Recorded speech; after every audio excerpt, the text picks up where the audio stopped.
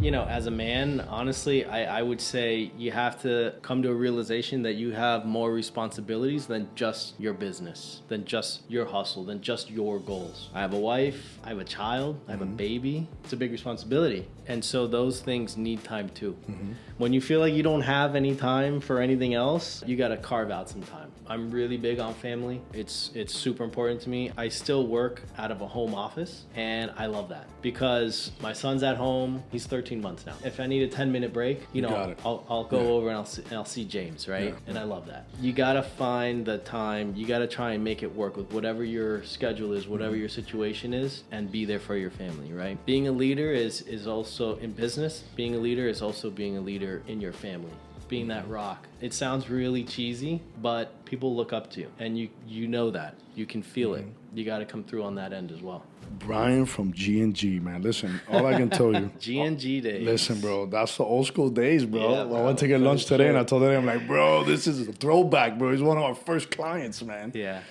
All right, so let's jump in. Guys, welcome back to another episode. This is episode 99. I know it's taken us a long time to get here, but boy, we are making it. I hope you continue to just get a lot of just positivity from what we do. A lot of experiences that you get to hear from all of the guests that come on. That has been monumental. I have learned a lot sitting in this chair. Okay, I've perfected who I am being in this chair. And I know you guys listening, if you've listened to all the episodes, your life has changed as well because you're implementing things that you have picked up from here. Okay, don't forget that your path and your calling and what you're meant to do, you're not going to get it from someone else. Okay, because what you're meant to do comes from what the man upstairs brought you here to do, which is different than everybody else. But you can learn from other people's mistakes, and that's what we were talking about just a little bit ago, how you learn from other people's mistakes, the bashings, the bangs. And this is just another story today of what you're going to hear of someone that has gotten into business with partnerships, bought in the other half, sold the company, jumped into another company, jumped into something else, started something else, balancing a family, loss in the family. Like, this is going to be another just really good episode they're going to be able to gain something from. And we're just grateful to be here. Hold on tight for episode 100. We're going to do a recap of different things and talk about stuff. But it's a blessing to be here. Our guest today is Mr. Brian. What was your last name, Brian? Khanamirian. Khanamirian. All right, not a normal last name, so that's good, bro. Yeah. You in the phone book, you're by yourself. You and your cousins. Much. I'm very easy to find. Very easy to find. You and your cousins. Yeah. It's an Armenian last name, so it's they're like very long and very difficult to pronounce. But you speak Spanish too, right? A little bit. Yeah. So my mom's Cuban. Your mom's Cuban. I speak Spanish as well. Yeah. That's a dope last name. Yeah, that's true. Yeah. So thank you, bro. This has been a long time coming. He actually goes back, guys, from when A's started, my career first started. And we're going to jump into it, but he had a landscape company with a buddy of his, and they were buying plants literally when I only had 5 acres, when I was doing Podocarpus, Clusia, Viburnum suspensum, some crones, and some queen palms. Yeah. He was one of the clients. So it's very dope that he has left the industry, but is doing something else for the industry now, and now he's sitting here across the table from me. Yeah. So, yeah, it's dope, man. It's super cool, man. It's cool, man. So today I just want to jump in. I want to start off with you in the sense of just a career, and then I'll get into these bullet points, and we'll go from there. Sounds so good. Tell me, man, you started off young. How did you get into landscaping? What was your desire? How did that happen? Who influenced you? Yeah. Going back, I think when I was a kid, my Cuban grandfather actually had, like his little lawn route, and he would be cutting grass and stuff. So when I was a kid, my dad would send me out with him and, learn how to, cut grass and do all of that stuff. Yeah, so the manly stuff. That was really probably like my first introduction to actually like working in a landscaping capacity as a kid. And then, I did that through like high school and whatnot and all that. But when I really started to actually get into like my own little company was actually probably right after when my dad passed away. Okay. My dad passed away in 2010, unfortunately. Wow. How was that, bro? How old were you? I was 22. Wow. No, that was a terrible experience. Wow. The worst time of my life, for sure. Wow. So it's You're an only child? Not an only child. I'm a middle child. I have two sisters. I have an older sister and a younger sister. But it like pulled the rug right under. And it was like a shocking thing, or was something that was prolonged about to happen? No, it was actually it was like a shocking thing. I mean, from one day to the next. And I actually lived with my dad, and so he had some issues overnight. While I was sleeping, I didn't even know. And then I woke up the next morning and realized it. You found him. Something was going on. Yeah, wow. I didn't. He didn't pass away in the house, but I obviously could tell that something was going on with him. And we're sorry for your loss, bro. Yeah, bro. Yeah, no problem. It's tough, bro. Yeah. Eddie lost his father. Oh. And I recently lost my mother 3 months ago. So sorry to hear that. We can don't understand. Yeah. Yeah, it's brutal. No, but 22 is different, bro. 22, oh man, like I feel like there's so much. Like we could do a podcast just on that. Yeah, you know. I know. I won't dwell on it too much, but yeah, it's it was a tough experience, and so had to go out. Had to turn into adult real quick. Were you in college or anything? At 22, I was in college. No more college. No more college. Time to get to work. So I kind of just started with my grandfather again, and then he was much older. He was he's like one of these guys who worked until he was like 85. Okay. I started with him, and then I just kind of continued down that path, and that's really how I got into landscaping. and how'd you open G&G? Because the company he started today, guys, just so you don't have to go to the end of the episode, he has a company called Harborstone Supply, which he does all type of stones and stuff for hardscape. And then he also has a property management company called AVO Management.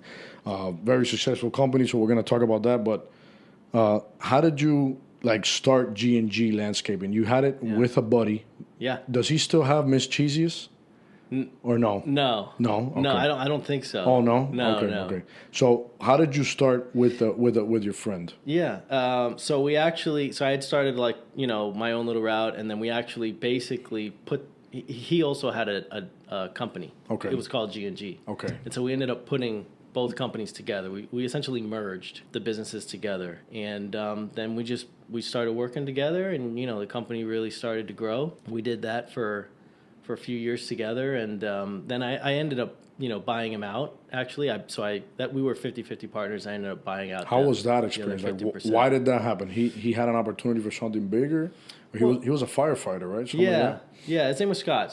Scott was a firefighter as well, so he was getting busier with that. I think he had some other aspirations. He ended up starting a gym too, which he's doing really well at. It's called Adapt. Okay, you guys are still Miami. boys today?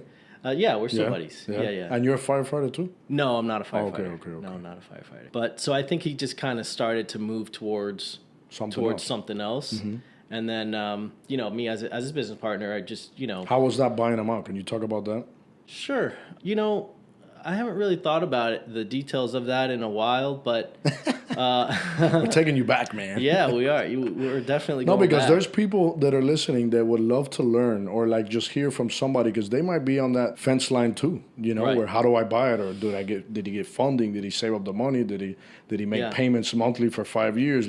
How was that? How did you structure up what the value of the company was, or if you could just talk about it for 2 minutes? Sure. Yeah. So from what I can remember, I basically ended up valuing the company on my own, with him kind of, starting to spend more time doing the firefighting and kind of working on his own gym thing. I started to realize hey, it's maybe not so much 50-50 like it used to be. Okay. So I felt the need to kind of confront the problem in a diplomatic way. Okay. Let's say, right? In an amicable way, not in a harsh way. Yeah. So I tried to do that, and I tried to talk to him and kind of have him understand where I was coming from. Because obviously if you're putting in what you think is a lot more work than half of the business, you want to be compensated for that, 100%, right? 100%. I mean, at the end of the day, it's a for-profit business. This is not a charity, right? So you have to kind of look out for yourself. And so one of those things is in a way kind of standing up for your half of the bargain, right? I came up with a dollar amount, and I discussed that with him. He was pretty understanding. I don't remember a lot of negotiation or anything like that going back and forth. Maybe a couple conversations.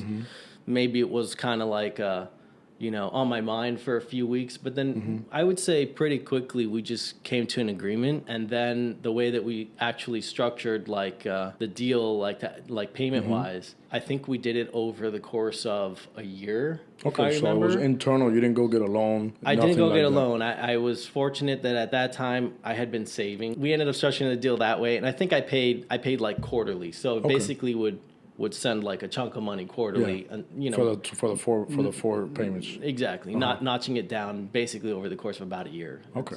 So there's so many ways that you can buy out somebody, or even if you're going to buy a business, because technically that's like a really great way to start something is buy somebody out and just keep it rolling and perfect it from there. Yeah. You don't have to start from zero. Right. No, 100%. And I mean, Scott was very good at what he did, right? And so I learned from him as well. Being his partner, I learned from him as well. And it just kind of flowed into that. Yeah. And I think that he was happy too because, like I said, he was kind of starting to focus more on the other things. I remember him being very aggressive, like not aggressive in an aggressive way, but like aggressive at life. He did fitness. He did a lot of different things, and I remember he had big dreams. We used to talk. Imagine this is 3 guys together talking about our dreams. We're all young and starting. How old are you? You're in your late 30s. I'm 38. 38. I'm 37. Yeah. So yeah, man, this is the beginning. This is like where all of our journeys are starting, bro. We're in our early 20s. We must have been like 22 years old, 21 years old, and we'll get together just real quick, just loading up the plants or what do you need, and it was just talking about what we wanted to do in our dreams and what's next, and it was awesome, and where you worked and where the jobs were going, where were the plants going. Oh yeah, it was awesome. It was awesome. So from there you had your business partner, and then you jumped into G&G. You went full throttle. You grew it to where it was, and then you sold it. Tell us about that. Yeah, that's true. So after I ended up buying Scott out, after that, I think I kept it for maybe a couple more years or something like that. It ended up growing. I mean, a lot too in those couple of years. Did you had other like people in management that were helping you? Yeah. So within that time, I was like able to hire a full-time assistant. I had I think what we called like a field supervisor, and he was helping check properties and get materials and do things like that. And this was strictly a landscape business where you guys maintenance. Yeah, landscape maintenance, landscape installs, that sort of thing. So he's installing plants, doing designs, installing it, maintaining the yards, cutting grass, trees, properties and houses, and we mostly Miami did, area or like no, yeah. I mean, a lot of our clients at that time were like on Miami Beach, Miami Shores, if you're familiar, Coral Gables, kind of those areas. So more like luxury homes. Yeah, high-end luxury homes. But it was a good business, and in those last couple of years, we started to do some commercial work. I was able to work with pretty prominent landscape designer. So he kind of fed me for what him was like small jobs. Yeah, for us it was like amazing. We were like, I was like, oh man, I can't believe this. How was it working? How was it working? Because you were working in a high-end landscape, world where you get to do big installs and do nice maintenance, beautify things where you had, let's say, a higher budget. Jump into commercial, because mostly commercial, they have a tighter budget. It's completely different than what you were doing. What were the pros and cons of both? Well, they are definitely different. Payment structures are different. Commercial world, you're gonna have to wait to get paid, unfortunately. So you should have a credit line if you jump into commercial. You should definitely have if you can, save up a little bit of money of your own, just as a safety net, and then also go to like a local community bank or whoever you bank with and try and get a credit line. And you think if you need a pull from it, you're gonna need. You think if you have contracts showing that you have money coming in, banks might lend you and help you? I think so, definitely, yeah. Especially in today's day and age. Yeah, it's very common for businesses to get credit lines and stuff like that. I would say, I mean, if anybody doesn't know or any listeners are, kind of curious, I would say, I mean, just be careful with the interest rates because there's banks and different lenders out there that they're fair with what they're going to charge in interest, and then there's other people that they just try and take advantage. And so I can't stand when people take advantage of other people. So just always kind of be... Those 38% interest that they pull out weekly. I mean, you can't even get out of that. Yeah, right? You can't get out of that. Don't dig yourself into that hole. That's a losing game right there. So okay. What transitioned you to actually wanting to sell the business? How did that happen? If I'm being honest, I think just after all that, and this all happened over the course of about like 8 years, maybe 10 years. From start to finish? From start to finish, like from when my father passed away, started my own landscaping company, merging the companies, buying Scott out, doing it on my own for a while, and then deciding like I need a break. So I think, to be honest, the real motivating factor was that I just felt like drained, like really drained out. And I was like 27. Okay. Were you married at that point? I was not married. Okay. I was single. I was living on my own. I was working hard. I had a good group of friends, but I think because everything kind of happened, at least for me, in my early 20s, and I just kind of like got on that hustle, and I was just all work.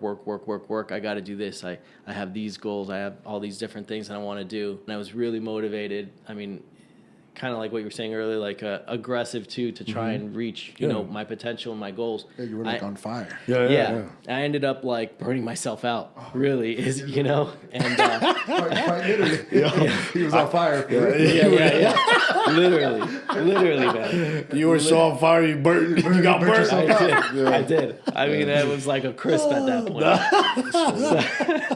So that's too funny. I think it just felt like the right time for me, and that I really truly just needed like a break. Okay. And I know it might sound a little cheesy, but I kind of lost my balance. Okay. You know what? Now everybody says, the work-life balance. But I felt like at that time, like I was just kind of out of whack. I just lost my balance. I couldn't catch myself. I were aware at a young age, thank God. Were you drowning in any type of debt at that point? I didn't. No. Did you have any assets other than, let's say, well, we'll get into assets now. But how did you sell it? What did you do? You put it on Facebook Marketplace? I probably should have. Put on Craigslist? No. So this is probably the biggest business regret that I have is that I didn't sell the business as a whole. Oh, okay. And I should have. Okay. And it was a big mistake that I had made. It was also a very big learning experience for me. Okay. But what I ended up doing, just to be quick here, is I basically, we had like 3 different like full-time maintenance routes. Okay. Of some pretty nice houses. So they were attractive for other people that, I mean, we all know each other, right? Like landscape, everybody knows everybody, especially if you work in the same neighborhood. So I knew who my competitors were in the neighborhood. And so I really just approached them and I said, hey, I've got this, group of houses. I got this line of houses. Would you be interested to buy these maintenance houses from me, basically? The routes. For the routes. And so I did that with those 3 routes. The business had some assets. We had trucks. We had a ton of trucks. We had trailers. All that stuff. I think we had a skid steer that was kind of valuable. So I ended up essentially selling all of those assets on my own. Okay. Individually, each one. It took me some time. I mean, it probably took around at least 6 months. Okay. The kind of like tapering down, selling the houses, selling the assets. But I was lucky that at least, all the trucks and everything were pretty good condition. So we did like regular maintenance on them. So they were all in good shape. And so I ended up getting some money from that as well. And then of course from selling the routes. So I ended out fine, but I should have. If you're out there and you're feeling burnt out and you're in a similar boat like I was in, take a long vacation. The business will be there when you get back. Talk to a business broker. Do whatever you have to do. But, the business that you create, that you labor on, that you put your blood, sweat, and tears, you put your guts into it, it's worth something. And you should definitely, respect yourself enough to say, hey, I built something, it's worth something, and then try and sell it to somebody else for a fair price. Did you have any mentors during that time? I didn't. I think that's definitely part of the problem. That was part of the problem. Yeah, because you can only see what your mind sees. Right. And when you're in the fire, crispy, there ain't much to see. Right. No, it's true. Well, you got your horse blinders on. And it's hard to see. You can't see. So, yeah. And you're tired. You're exhausted. You're like, yo, just take it. Yeah. How much for the truck? $10,000 on Facebook. They offer you $2,500. Yeah, because that's what it is. Well, okay. That's what it is. Eddie taught me something that you guys should do because lately I've had to put a few things on Facebook. So he goes, dude, if they lowball you, just block them. And I'm like, oh my gosh, that's a great idea. It's such a stress reliever. So I'm blocking. Everybody's getting blocked, and then I put their lowball offer, and I send it back to Facebook so they know. Yeah, man, because it's disrespectful, man. You know, it's disrespectful. I agree. I'll message them back. I'll be like, no lowballers. Bye. Yeah. No, but you can't even do it. I don't even waste my time. Yeah, because then you get involved back and forth. No, because you're like, are you for real, bro? You know what? You lost the opportunity to ever buy anything from me. You know what I mean? That's how it is. Get it off your head. 100%, yeah. That's funny, man. So you ended up selling it peacefully, like in pieces. And then from there, you went and you took how long did you just chill for before you regrouped and focused on, okay, this is what I'm going to do. This is my next endeavor. Yeah. Did you get a job during that time, or you stayed on the entrepreneurship journey? I did not get a job right after. I think I told myself that I was going to take like a year. Okay. Like a gap year. Okay. Before I had sold the business, I bought my house, the house that I live in today. Okay. Same house. I ended up renting that house out. I moved in with my sister. Okay, during that time. To bring the bills down real low. Right, okay. Exactly, because I had to cover my monthly expense. I essentially was living off of my savings, what I was able to sell the different things for, and whatever money I had saved up. And 3 months later, I asked my buddy if he would travel around the country with me. Oh, nice. He said yes. I was thrilled. I swindled him into coming with me. And I got into my car, and I literally started driving from Miami all the way to San Diego. For real? Awesome. Yeah. And then I went up the coast, and, I saw the, all the way up the coast. I think we made it to Seattle. We went across to Montana, saw Idaho, Montana. Yeah. Utah. We went to some of the... That's my dream. We went to Moab, Utah. And it always like sticks out in my brain because it's like such like a bizarre place in a way. To me, it was like being on Mars. Yeah. Moab, Utah is like Mars. Like Google the pictures there. It's like it's crazy. Utah is one of my I've never favorite been states in the world. Yeah. What did you learn on that trip? State. You did it for what, 3 months? So we were on the trip for about 3 months too. 3 months. Yeah. And all in the United States. Just in the U.S. Yeah. What did you learn from that? Well, it gave me a chance to decompress for sure. I got to learn about different people across the country, right? Because I've mostly been like on the East Coast. I'm born and raised in Miami, so I was used to Miami. I know Miami. I'd been up to New York. But whatever. Mostly East Coast. I'd never really been to the West Coast. Right. I'd never experienced like I don't know what they're doing in California, right? Like, and or in the mountains of Montana, right? Like it was all kind of foreign to me in a way. Experience. Yeah. So it was great, just talking with people, kind of seeing how they do things, how what they're thinking about versus like what people on the East Coast are thinking about. A lot of times, I mean, it can be totally different, right? Like they're like way more environmentally conscious over there. For instance, here it's just kind of different. It's kind of taking a hold now, but it wasn't like that like whatever 10, 12 years ago or something, So you found yourself again, kind of. Yeah, in a way. Like it gave me new perspective, and I was able to kind of like catch my balance again. Right. You know what I mean? That's dope, man. And like kind of remember who I was, who I am, who I want to be. And what you're doing things for. Yeah, exactly. Yeah, what's the whole purpose of it? What's the journey for if you're not gonna take some time and enjoy it? 100%. Fire. Yeah. So then from there you opened a property management company when you came back? Yeah. No, I'm sorry. No, I didn't. No. So this is where things get even more exciting.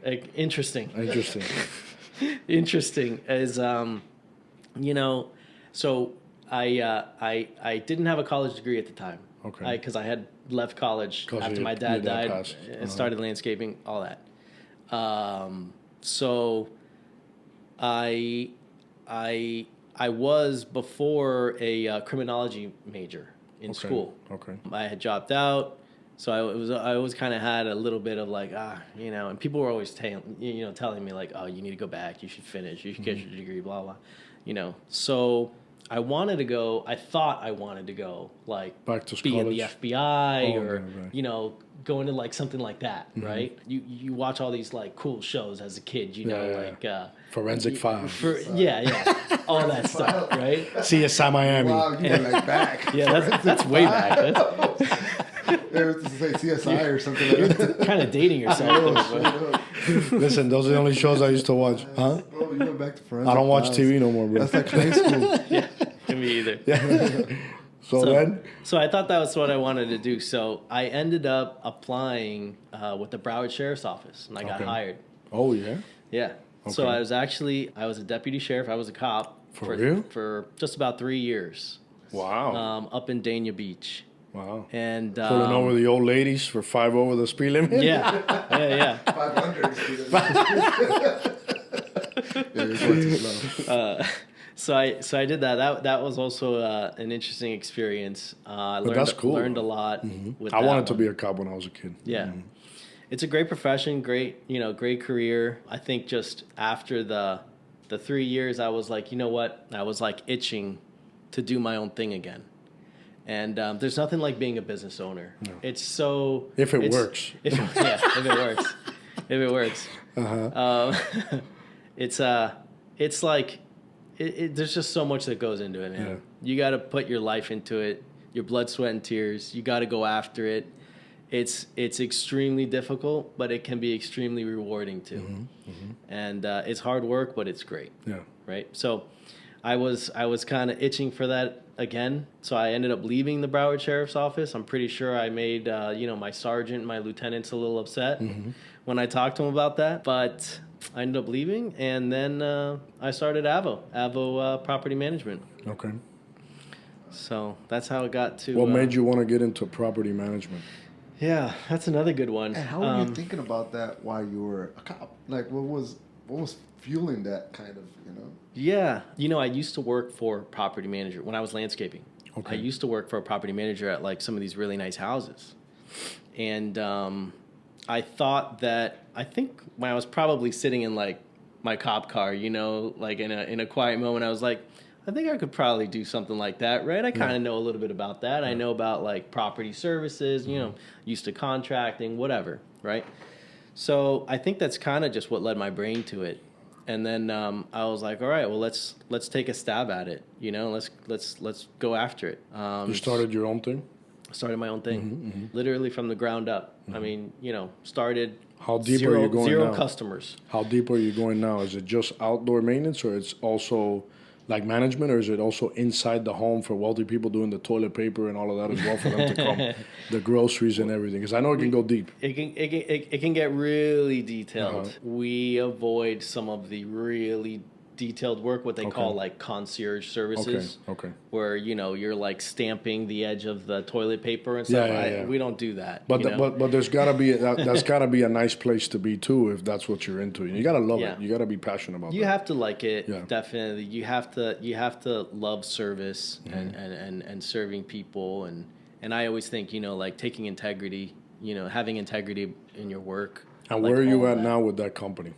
Like what services you're providing and how many people are operating it with you? Yeah, so we do rental management. We'll do Airbnb management, short-term vacation rental management, and we'll also do what we basically call like absentee owner management / home management. So that kind of gets a little more on the detailed side, but usually we structure it where we'll do like weekly property visits. We'll check various things, Wow. Yeah, just to make sure, like, I don't know, there aren't any leaks or, just basically to make sure that nothing's going wrong with the house. And these are, so someone that has a house that wants to rent it or wants to do Airbnb, they can reach out to you and you can take care of all that stuff for them? Yeah. They don't have to, that's it. And then you get a percentage? Yeah. That's how you get paid, a percentage of whatever comes in? Absolutely. Yeah. Okay. The rental management, which is really like yearly leases, that's structured differently than like the vacation rentals. And then, the absentee owner, those weekly services, checking the property, making sure contractors are doing what they're supposed to be doing, all that stuff. it's all basically like structured differently, but we kind of grouped it all together and we just say property management, you know? Okay. Yeah, I feel you. So, yeah, but there's like... And you take care of the lawn, you take care of all that stuff outside as well? Yeah. Okay. Yeah. And did you get into that with a friend, or did this like, you know, I'm gonna do this, I'm gonna quit being a cop? Were you already, while being a cop, doing this as well, or did you just say, you know what, I'm gonna stop this and I'm gonna focus on this, because that it goes to show a lot. Yeah, did it start as a side hustle? Yeah, like it really, like not everybody could be a business owner. Yeah, you know, and it's hard. You had to drive from back in the days. You already knew how to manage things. You know, not how to manage through hell. people. You got burnt. Yeah, and like it's impressive. You already have a solid, comfortable career as a cop. Did you start that as a side hustle and be like, you know what, I'm gonna just start doing this, or did you get into it with somebody? That's what I'm trying to. Yeah, you know, there was probably like a couple months overlap. As I was a cop, I started AVO. I think maybe we got like our first couple of clients. I started to get a little more confidence, like, oh, I can definitely do this, you know? Where did that confidence come from? Right. And you jumped off the bridge and noticed that the parachute it's only tied by 3 sides and not the 4th. Right. 2 fell off, and there's just 1 I'm dangling there. You lost both of your accounts right when you quit. All that, all that, yeah. Give me 5, bro. Exactly. Well, like, that's Brian, how it we happens. decided to sell the house. Yeah, so we actually don't need you anymore. But we sold them all. Yeah. For real. And how many people are helping you manage that today? We have a small team. It's really me, my assistant Valentina, my wife works in the company. Her name is Andrea. Okay. And then we've got a couple handymen that work with us, a couple housekeepers. And so we all kind of, collaborate. So that's dope. So you're getting clients' homes. You're renting them out for them. If it's an Airbnb, you're cleaning them. You're making sure that everything's right. Yep. You guys go make sure that everything is right before the next guest shows up. You're doing the new code for the new person on Airbnb. You're messaging them. Absolutely. What do those fees run? Like a more or less? Wait, are you guys also doing the landscape maintenance too? Yeah. Well, so we don't do it in-house. They're in charge of it. We're in charge. Yeah. They sub it out. Exactly. Got it. We basically we'll hire like a landscaper or a cleaning team or whatever, whatever needs to be done, and then we'll kind of manage it. But that's nice, man, because people that have big portfolios that don't have the time or don't want to deal with it, they pay the percentage, whatever it is, 10, 20, 15, 25, whatever it is, they don't have to deal with nothing. Right. That if you're making a monthly payment, you might, he might end up taking your whole payment. But if you have it paid off and you're using the property to collect something and, to extract funds from to go buy something else, that's great, man. You got to deal with nothing. You have somebody that takes How nice. You can be traveling the world and not have to deal with nothing. You just call Brian. No, for real. I see that. That whole industry is very intriguing to me, especially like I've spoken with, we haven't interviewed, but I've spoken with people that do stamp the toilet paper and they do stock the bananas and everything that the people like before they show up. Yeah. For the high end, rich, and it's very cool. It's very interesting because you're working with designers. You're working with just so many. It's a different tier of work. It's like putting on a wedding almost before they show up. Oh, absolutely. Yeah. No, well, so we kind of did some of that really detailed high end stuff for a little while, and then I love when they're like, oh yeah, the owner's going to be in town on a Tuesday or whatever. You spend all weekend, you get the whole house ready. It's clean, it's fully stocked, everything's good to go. It smells nice, because you put the candles out or whatever, right? The place is perfect. And then, Monday afternoon, oh, he actually canceled this trip. He won't be here for another week. And then you're just like, oh, I got to do it all over again at the next weekend. Or at least the perishable goods. Go shut off the candles, blow them out. Right. So, I mean, that's definitely part of it too. But, there's... But whatever, you get paid for it anyway. So, you do get paid it is what it is, you do get paid for it. But but you work hard, you want them to see the presentation. Yeah. Exactly. But it's cool. So you're doing that. You have your team doing that, and now like digital, like something that's old school in this industry is that it's far from digital. You know, and it's becoming more digital as time goes on. We're implementing it really hard with just the nursery and other things that we're touching. You use a lot of like digital computerized things to run what you run. Very short, like small staffed, which just allows you guys to make more profits. Right. But you've implemented a lot of things, especially using Airbnb. Right. And tell us about that, setting all that up and. Well, there's a lot that can go into it. I try and keep it simple. There's like an app for everything these days. Okay.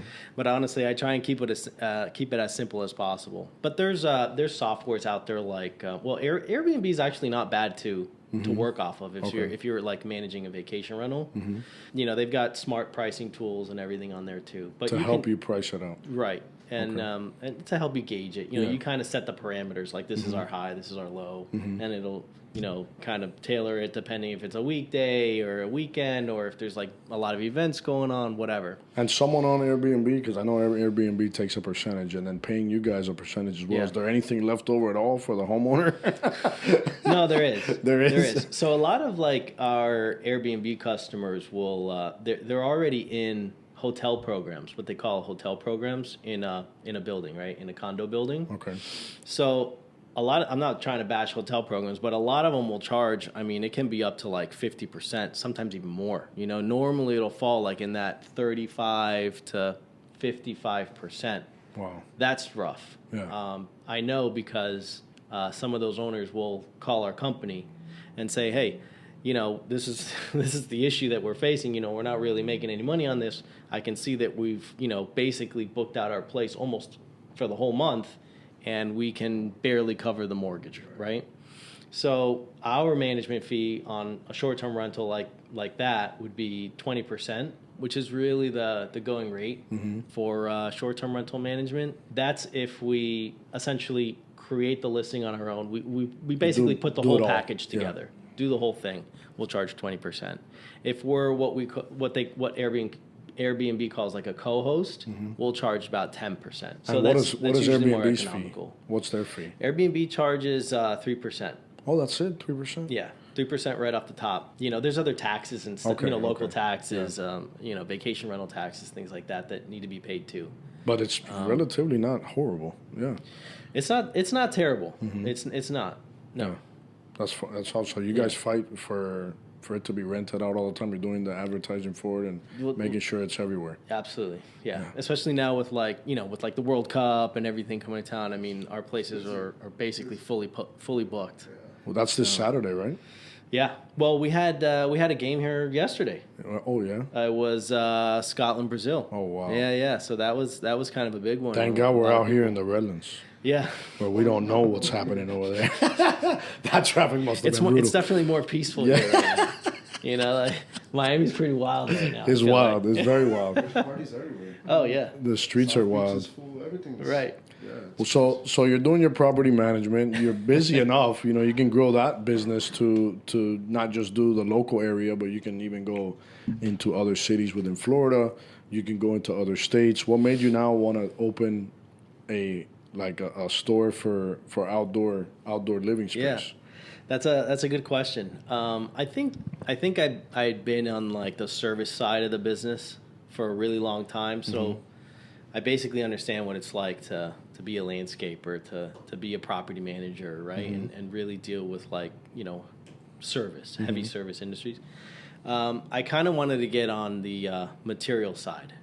And that's what led me to Harborstone Supply and wanting to kind of get into the game and what products offer those services. What products are you selling? We sell imported Peruvian beach pebbles, really nice pebbles. We'll sell other decorative stones. We're looking to get into travertine pavers. We're rolling that out right now. Okay. Coral stones. High-end stuff? Not super high-end. Middle grade stuff? Yeah. I think a lot of it's nice stuff, but we also, we'll also sell aggregates. We're trying to also grow on the construction side of the world. So we'll sell concrete block, concrete mixes, things like that. And that stuff's done here, or is we bringing it from out of the country? No, that stuff's local. Local? Yeah. Okay. So it's produced here locally. Right. And we distribute it. Okay. But I think eventually as time goes on, we'd like to grow and continue adding like more products, more materials. We're still in the pretty much early stages for Harborstone. So I'd like to see, where the business takes us basically over time. You're doing that with a partner or by yourself? I'm doing it by myself as well. Yeah. Okay. Yeah. Okay. Yeah. And that has a warehouse? Yeah, so we have a warehouse in Opelika, which is basically in the North Miami area. So will keep inventory there, and then some of the other bulk stuff like the aggregates or whatever we're essentially FOB quarry, so we'll send it out directly from the quarry to job sites. Okay, so you're pushing their product to be able to help other people gain access to it because they can't get it directly from them. Right. And sometimes, I mean, to be fair, it's difficult trying to coordinate with, with a quarry directly. Yeah. So having someone like us basically handle all of that, right, for contractors and getting it to job sites smoothly is huge. Because when there's delivery delays or whatever, you got a crew waiting. I mean, that costs a lot of money too. You can't really have guys standing around, right? No, you can't. You can't. Yeah. You can't. So that's what you feel is like one of your main strong suits in these companies is the service. That you've perfected what it is to work with others and see where they might need help, where you can show up and really come through and make them shine. Yeah, definitely. I mean, and I would say, putting your customer first, whoever it is, right? And sometimes it's tough. You got to drop what you're doing, and you know this. Yep. You got to drop what you're doing, and you have to take care of something. Whether that be throw it in the back of the truck. Let's go. We got to get it to where it's got to go. Look, yesterday we made a mistake. We took 75 7-gallon plants, and it was supposed to be 75 3-gallons. Right. And it was an error on a keyboard. Yeah. The day before, right? Yeah. 2 days before. It happens. So, and it was 5 hours away. Today we went and took the 75 3-gallons. Right. And we didn't charge nothing, just the plant, and we ate all that. Right. And it is what it is. It is what it is. Sometimes it just happens. No, and it's something for us to learn. Right. Mm-hmm. But the way that you react to it, and you fix whatever the issue instantly. is, the customer will remember that. Yeah. Be like, what, this is a good guy. Yeah. He did the right thing. Yeah. Yeah, because we all make mistakes. It's how you handle it. It's your character. That's what shows. That's what builds the relationship. Yeah. Not so much, let's say, the work or the product. It's more how you handle everything. Sure.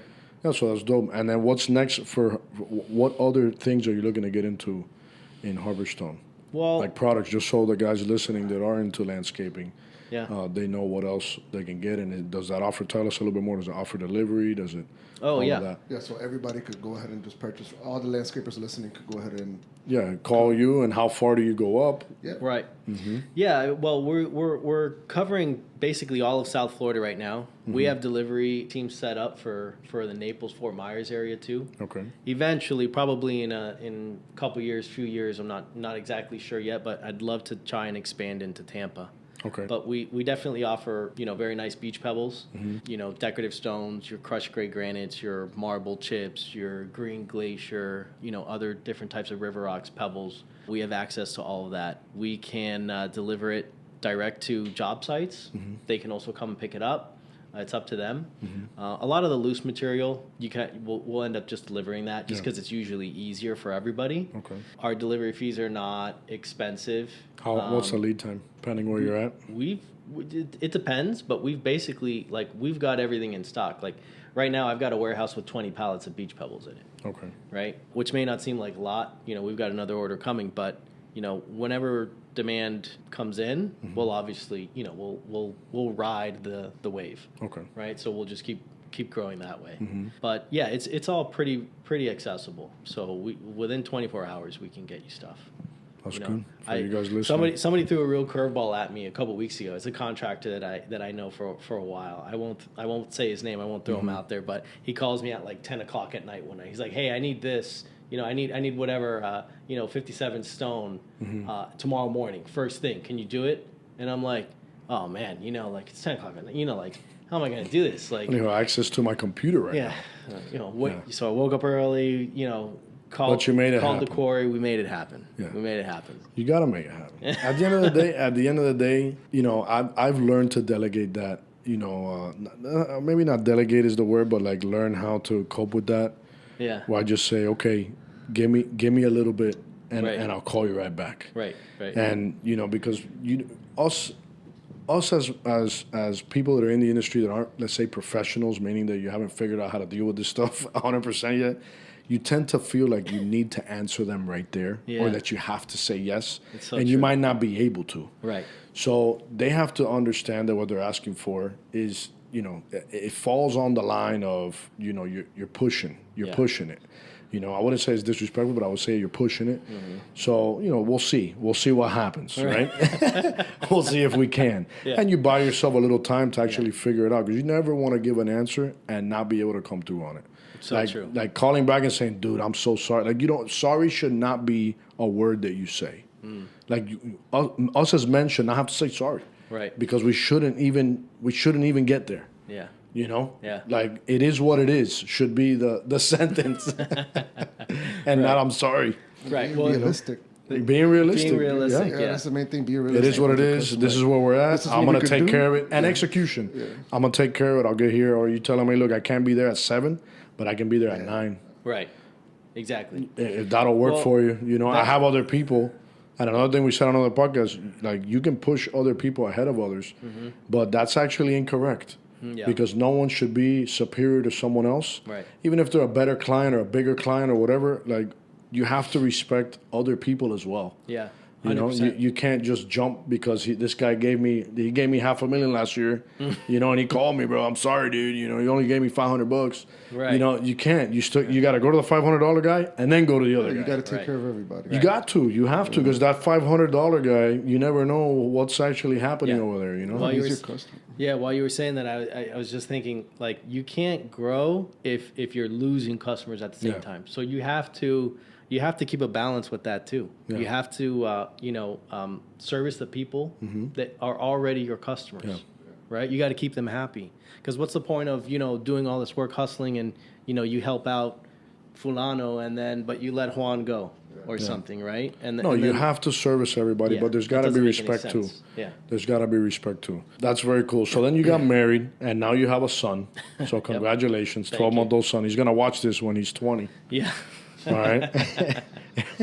We'll keep the tape. Yeah, I gotta right? keep the tape. Well, there's no tape anymore. That shows how old you are. Oh, he's holding it. That's fair. Very good. Yeah. It's on YouTube forever, though. Absolutely. If YouTube's still around, imagine YouTube goes out of business. Right. Oh, their servers blow up or something. It'll be like implanted in. Listen, in we our think brains. YouTube will be here forever, but maybe they get bought out one day. And it's called and now it's some other tube. You know. Yeah, that's true. How has that been? Building a business, building brands, having a son now. Yeah. Because that's something I've talked about, and we've talked about it as well. Yeah. How has that been, that transition of go-getter, hustle, we got to build it, we're going to build it, we're doing it, we're here, I got to do this, I got to do that, I got to take care of this, I got to then now realizing, hey, I have a wife and a kid. Right. How's that? Yeah. I mean,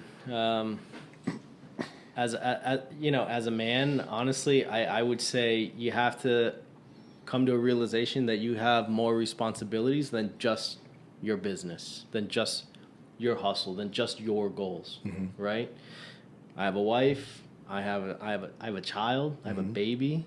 I mean, it's a big responsibility, right? And so those things need time too. When you feel like you don't have any time for anything else, I mean, you gotta carve out some time. I'm really big on family. It's super important to me. Actually, so I still work out of a home office. Okay. So I have a room just with my home office. My assistant works there too. Okay. And I love that. Okay. Because my son's at home. I get to see my son. He's 13 months now. I get to see, if I need a 10-minute break, I'll go over and I'll see James, right? Yeah. And it's like amazing. And I love that. That's fine. So you got to find the time. You got to try and make it work with whatever your schedule is, whatever your situation is, and be there for your family, right? Being a leader is also in business. Being a leader is also being a leader in your family, right? Being that rock. I mean, it sounds really cheesy, but people look up to you, and you know that. You can feel it, and so you got to come through on that end as well. While at the same time trying to take care of yourself too, and keeping your own mental health, in check, and they don't want to get burnt again. Yeah, I don't want to be crispy again. You can't leave for 3 months and leave the family and everything. And call your boy and say, yo, let's ride. Yeah. Well, everything revolves around the baby now, right? Yeah. So it's what's James, like right now he's taking, he's doing swim classes. Okay. He's doing one of these courses. I think my wife saw it on Instagram or something where, they teach babies how to roll over onto their back. If they fall in a pool or something. In the water, and float. Yeah. Okay. And float. So that they can breathe, obviously, right? So that they don't drown. So she told me about it, and I was like, you know what, that's great. Yeah. So in the mornings, he goes to do his little classes at like 9:30. So I've gone to a whole bunch of them. I've taken them there. So I try and carve out that time, and I just say, you know what, next 30, 45 minutes, an hour, whatever it's going to be, I'm with my son. I'm going to take him. We're going to, we're going to do this. And you just stay committed to that. I'd rather do that and work for an hour at 9 or 10 o'clock at night and have that time with my son. That's a good way of looking at it. You know? I call it priorities. It gets to a point as an entrepreneur, I feel like that when you first start off, and I would say the first 5-10 years, depending on how long you've been doing what you're doing, your priority is number one. It normally ends up being the business.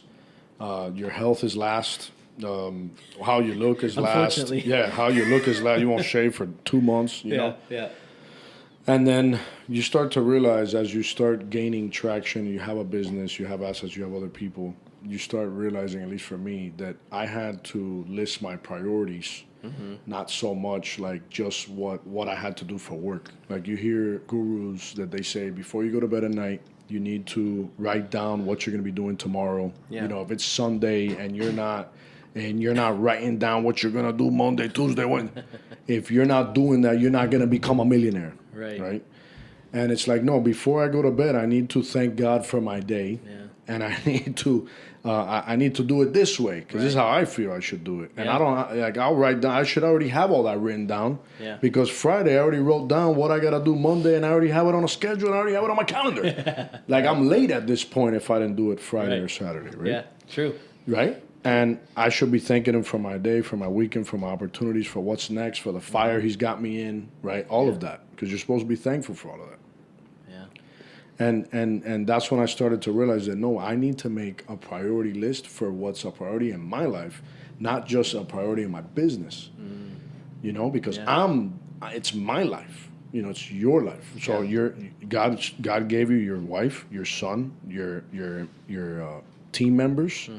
Okay, he gave you a house, he gave you clients. Like you have to steward all of that to do it properly. And if you put one thing above everything else, then what are you doing? It's a priority list of what I got to do today, what I got to do tomorrow, and it changes, you know, throughout the day. You know, and I feel like that's what kind of balances out life.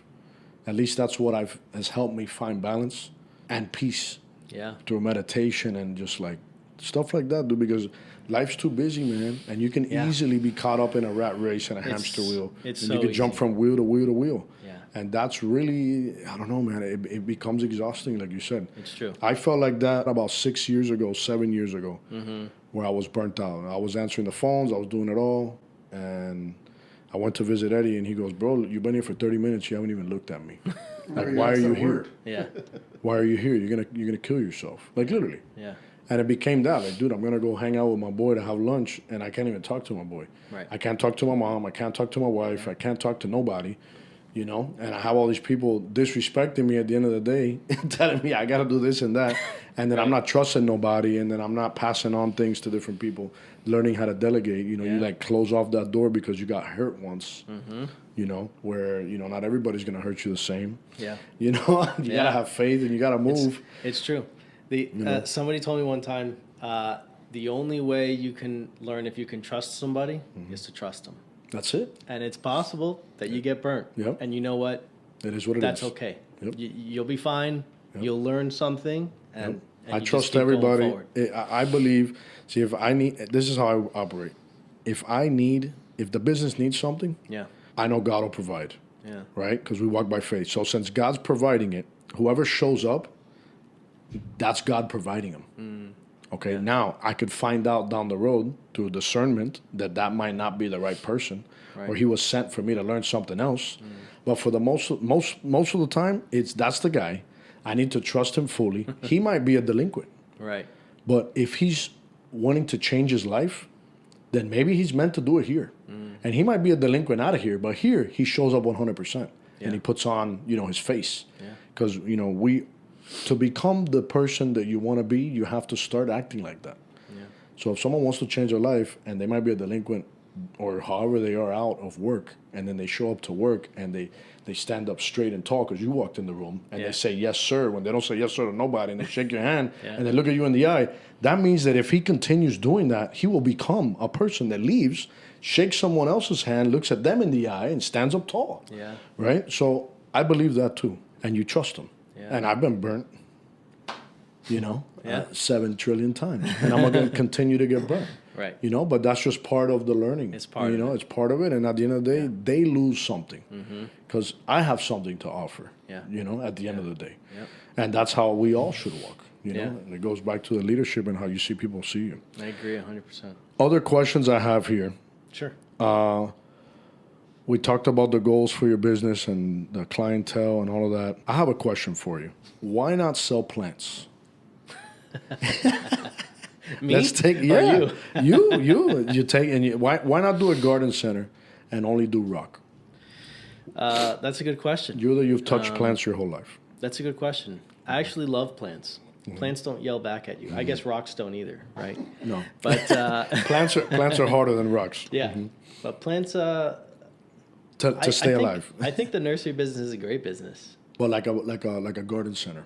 Oh, because if you're selling rock, and I take and you get 100 of this and 50 of that and 20 of this and 20 of that. Right. It will be a different building though. It might be part of the evolution, right. Yeah. I don't know. Who knows? Have you ever thought about that? Plants, garden center, little garden center. I haven't thought about it a lot, but maybe down the line. Yeah. I mean, you never know because, like I said, we're still rolling Harborstone out. We're still in those first few months.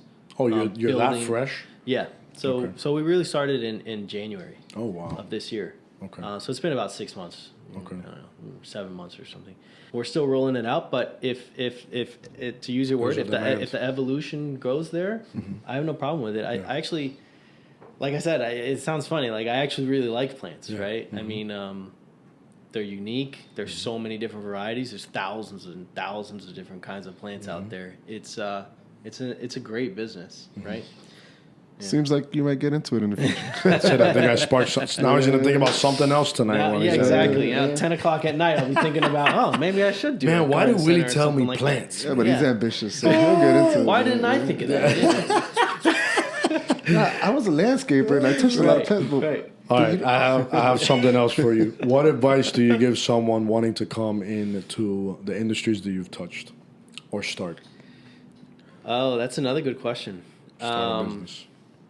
To start a business, or like get into the industry that you're involved in today or have been involved in. I think you have to like what you do. You have to know you have to know what you're getting into as well. And you have to kind of be okay with all of that. Because there's going to be struggles, especially if you're starting your own business, right? Most of it should be struggles. Yeah. Yeah. There's going to be a ton of them. If there's no struggles, there's no growth. Yeah. So you kind of have to be in a mental place to where you can just be okay. Like you have to accept that as it's part of the path, it's part of the challenge.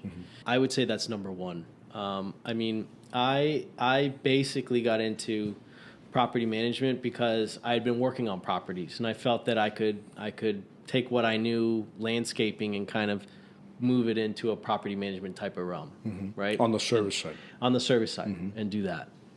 And the same thing is true for Harborstone, right? They're all kind of interrelated in a way. They're all linked, right?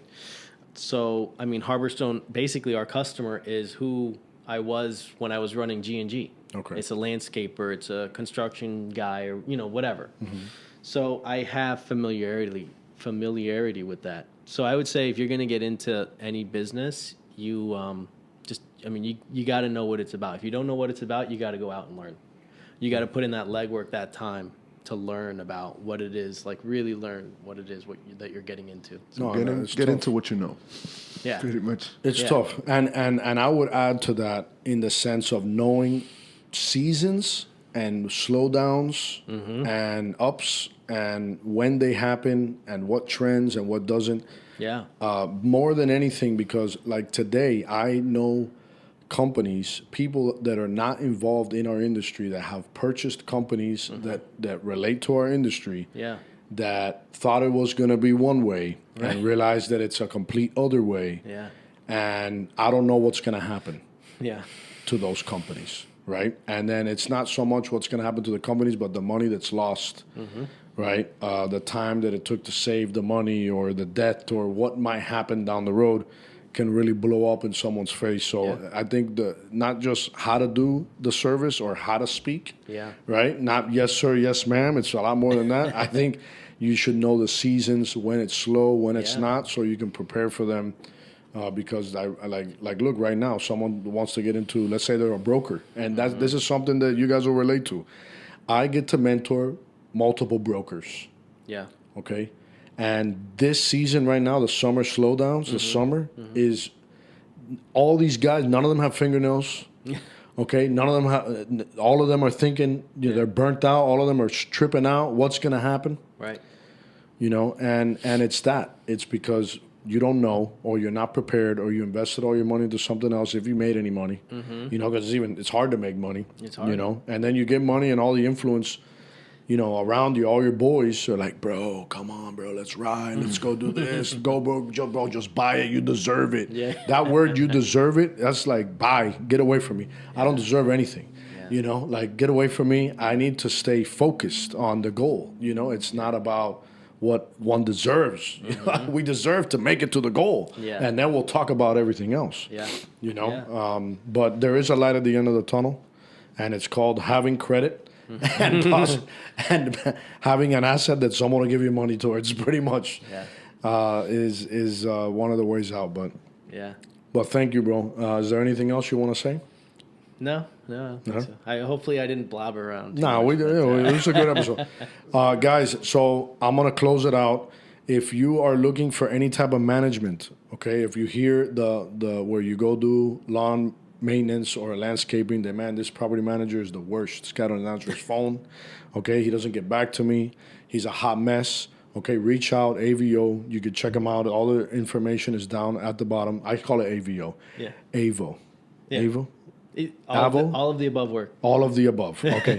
So AVO, reach out and let them know you saw the podcast and you want to just talk to Brian. His name's Brian. What can we do? How can we do it? Tell me how it is. When can you come out? All of those things. And if you're looking for rock or any type of rock, any type of pebble, reach out. They'll do deliveries. Get quotes, guys. All right, and see what they can do to really help you just grow. Okay, this is a hungry individual. It's a father, just like most of you guys on the other side. And we're just trying to make it happen. All right, guys? So God bless you. Stay motivated and pumped, even though it's the summer slowdowns. And let's grow. God bless you guys. Bye. Strive for improvement. Time for the blueprint. Minds to elevate, thrive, and demonstrate, planting a movement. Sow the seeds, educate the flourish, building up the team. Our network with purpose, industry is green. We've only scratched the surface, know this calling is deep. Nobody gonna outwork us. Yeah, we chasing greatness, trying to give the code. Moving up with patience, foundation stone. Doing what it takes, we're here to break the mold. This for anyone who wanna level up. Let's grow.